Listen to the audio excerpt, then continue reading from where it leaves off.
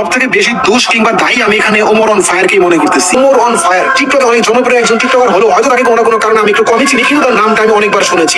আমাদের আব্বা 30 মিলিয়নের ভিউ কামাই ফেলছে, আমার আব্বা 6 ঘন্টায় 111 লাইক কামাই ফেলছে, আমাদের আব্বা এটা করে ফেলছে। তোর আব্বা ওমর অন ফায়ার, আমাদের আব্বা Omar on fire, Omar on fire আমাদের আব্বা।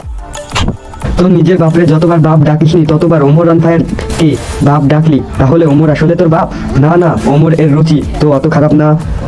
অডিয়েন্সদের কাছে আমি প্রমিস করছি ভিডিওতে তোর আসল বাপরে আমি বের করব, আর প্রমাণ সহ বের করব। ভিডিওটা 2 ভাগে ভাগ করেছি, 1 ওমর ভার্সেস অপু, 2 অস্ট্রেলিয়ান গাই। অপু খালা আম্মা গত 20 বছরে যা সিনেমা দেখাইছে তার চেয়ে বেশি তুই দেখাইছিস। ওমরের পিক টয়লেটে রাখছোস, ওমর এর ভাই ব্রাদারদের অপমান করছোস, ওমর নাকি পাবলিকদের বাপ লাগে, হ্যান ত্যান সবই জবি বলছোস। তোর মতন গাঁজাখোরদের কথা শুনে দেয়ালে পিঠ ঠেকে গেছে। আর না, এবার তোকে ঠাপানোর টাইম এসেছে।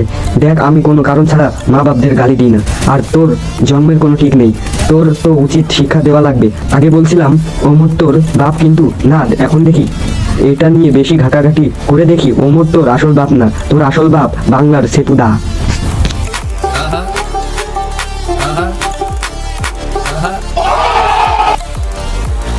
বাপ তো পাইলাম, মা কই? আচ্ছা পুতোর মা কই?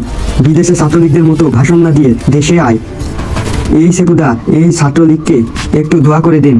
ছাত্রলীগের গোষ্ঠীর চুরি। থাক সেপুদা থাক, বুঝছি।